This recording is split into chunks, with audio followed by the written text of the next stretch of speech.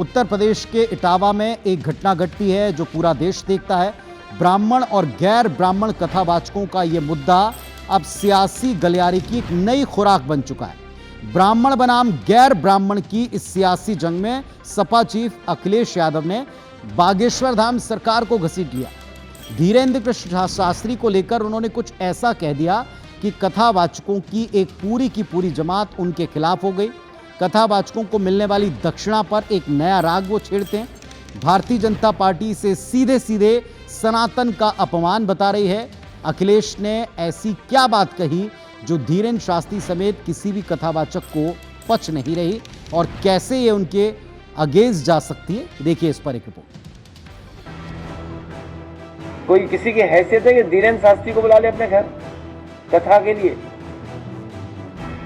खुदा न खास्ता वो ताकत होती तो शायद संविधान के प्रेम्बल में नमाजवाद भी जोड़ देते।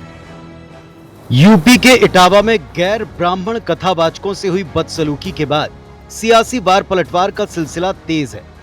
समाजवादी पार्टी अध्यक्ष अखिलेश यादव ने बागेश्वर धाम पीठाधीश्वर पंडित धीरेन्द्र कृष्ण शास्त्री पर निशाना साधा। कहा कि किसी की हैसियत है कि धीरेन्द्र शास्त्री को कथा के लिए अपने घर बुला ले, वो फीस अंडर टेबल लेते हैं। इतना ही नहीं, उन्होंने कथावाचकों पर लाखों रुपए लेकर कथा कहने पर भी तंज कसा। कई कथावाचक हैं जो 50 लाख रुपए लेते हैं। कोई किसी की हैसियत है कि धीरेन्द्र शास्त्री को बुला ले अपने घर कथा के लिए? कोई अंडर टेबल लेगा वो बाबा पैसे? आप पता करवा लीजिए, अंडर टेबल नहीं लेते हैं वो धीरेन्द्र शास्त्री। क्या कथावाचक ने भी पता कितनी कीमत होगी उनकी, फ्री थोड़े नहीं।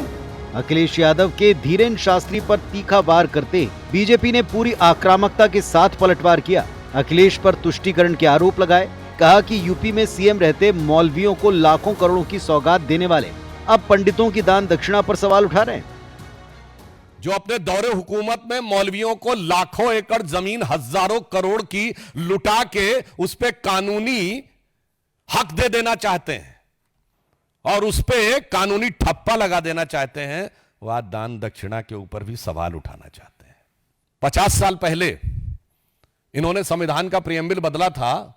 आज इनके पास यदि कहीं खुदा न खास्ता वो ताकत होती तो शायद संविधान के प्रेम्बल में नमाजवाद भी जोड़ देते। अखिलेश यादव के जब भी कोई बयान आते हैं तो भारत की सभ्यता, संस्कृति, धर्म, आध्यात्म, रीत रिवाज, पूजा पद्धति के खिलाफ आते हैं। ऐसा बोल करके सनातनी धर्माचार्यों के खिलाफ बोलकर वो मुस्लिम वोटों को इकट्ठा करने की कोशिश करते हैं।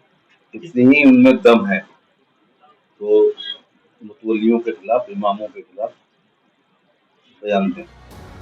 कुल मिलाकर अभी तक तो कथावाचकों की जाति को लेकर घमासान था, लेकिन अखिलेश ने कथावाचकों पर अंडर टेबल पैसे लेने वाले बयान देकर एक नया सियासी एंगल दे दिया है।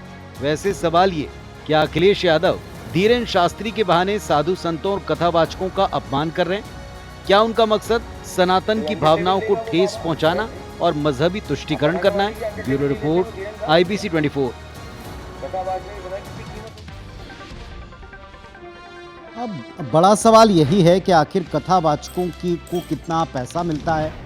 इस बात का जिक्र अखिलेश ने क्या जानबूझ करके किया है या सहसा उनके मुख से निकला?